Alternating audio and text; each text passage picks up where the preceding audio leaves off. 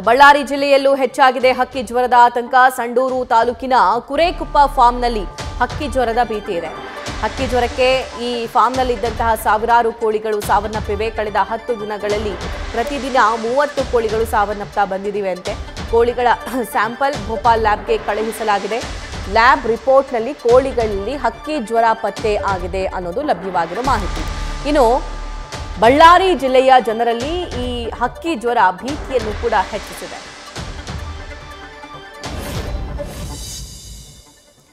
Details ನೀಡ್ತಾರೆ ನಮ್ಮ ಬಳ್ಳಾರಿ ಪ್ರತಿನಿಧಿ ಶಿವಾನಂದ.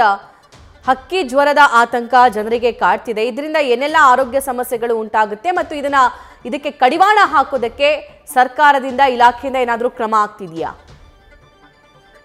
ಸಭಾ ಮುಖ್ಯವಾಗಿ ಈಗ ಬಳ್ಳಾರಿ ಜಿಲ್ಲೆಯಲ್ಲಿ ಹಕ್ಕಿ ಜ್ವರದ ಆತಂಕ ಈಗ ಎದುರಾಗಿರುವಂತದ್ದು. ಅದರಲ್ಲೂ ಕೂಡ ಕುರೇಕೊಪ್ಪದ ಕೋಳಿ ಫಾರ್ಮ್ ಒಂದರಲ್ಲಿ ಅಂದ್ರೆ ಸುಮಾರು 10,000ಕ್ಕೂ ಹೆಚ್ಚು ಕೋಳಿಗಳಿಗೆ ಹಕ್ಕಿ ಜ್ವರ ಕಾಣಿಸ್ಕೊಂಡಿದೆ ಅನ್ನುವಂತ ಒಂದು ಆಘಾತಕಾರಿ ಮಾಹಿತಿಯನ್ನ ಈಗ ಅಧಿಕಾರಿಗಳು ನೀಡ್ತಾ ಇರುವಂತದ್ದು. ಅದರಲ್ಲೂ ಕೂಡ ಸರ್ಕಾರದ ಒಡೆತನದಲ್ಲಿ ಇರ್ತಕ್ಕಂಥ ಏನು ಜಾನುವಾರು ಸಂವರ್ಧನೆ ಮತ್ತು ತರಬೇತಿ ಕೇಂದ್ರದಲ್ಲೇ ಕೋಳಿಗಳಿಗೆ ಈ ಒಂದು ಹಕ್ಕಿ ಜ್ವರ ಕಾಣಿಸ್ಕೊಂಡಿರುವಂತದ್ದು. ಹಾಗಾಗಿ ಏಕೈಕಿ ಕಳೆದ 15 ದಿನಗಳಿಂದಲೂ ಕೂಡ ಸಾಕಷ್ಟು ಕೋಳಿಗಳು ಏಕೈಕಿ ಏನು ಮೃತಪಡ್ತಾ ಇದ್ದು. ಹಾಗಾಗಿ ಅಲ್ಲಿ ಇರ್ತಕ್ಕಂಥ ಸಿಬ್ಬಂದಿಗಳಿಗೂ ಕೂಡ ಸಾಕಷ್ಟು ಒಂದು ರೀತಿಯಾದಂತ ಆತಂಕ ಇತ್ತು. ಅವುಗಳನ್ನ ಭೂಪಾಲ್ನಲ್ಲಿ ಶಾಂಪಲ್ಗೆ ಕಳಿಸ್ಕೊಟ್ಟಿರುವಂತದ್ದು. ಆ ಒಂದು ರಿಪೋರ್ಟ್ ನಲ್ಲಿ ಈಗ ಏನು ಸತ್ತಂತ ಕೋಳಿಗಳಿಗೆ ಹಕ್ಕಿ ಜ್ವರ ಇರುವುದು ಪತ್ತೆ ಆಗಿರುವಂತದ್ದು. ಇರ್ತಕ್ಕಂಥ 1,000ಕ್ಕೂ ಹೆಚ್ಚು ಕೋಳಿಗಳನ್ನ ಈಗಾಗಲೇ ಜೀವಂತವಾಗಿ ಮುಚ್ಚಿ ಹಾಕುವಂತ ಒಂದು ಅಂದ್ರೆ ನೆಲದಲ್ಲಿ ಹೂತ್ ಹಾಕುವಂತ ಒಂದು ಕೆಲಸವನ್ನ ಈಗಾಗಲೇ ಅಧಿಕಾರಿಗಳು ಕೂಡ ಮಾಡಿರುವಂತದ್ದು.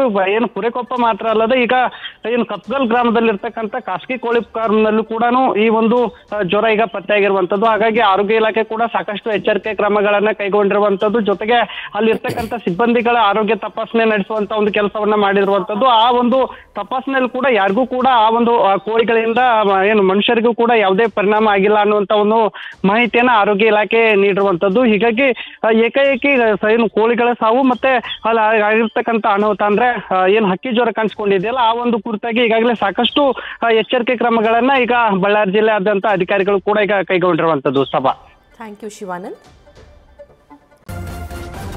ನ್ಯೂಸ್ ಫಸ್ಟ್ ನಿರ್ಭೀತಿಯಿಂದ ನಿಮ್ಮ ಪರವಾಗಿ.